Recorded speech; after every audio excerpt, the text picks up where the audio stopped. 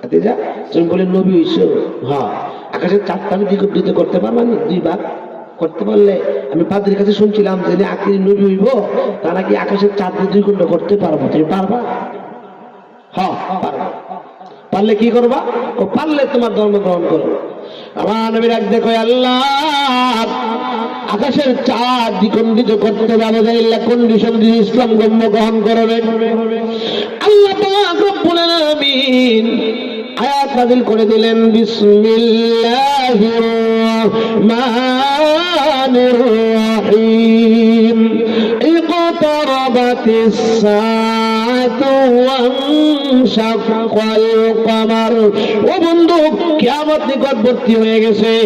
আপনি নবীর জবান মুবারক দিয়ে বলতে হবে না, আপনি নবী আঙ্গুল মুবারক দিয়ে ইশারা করেন।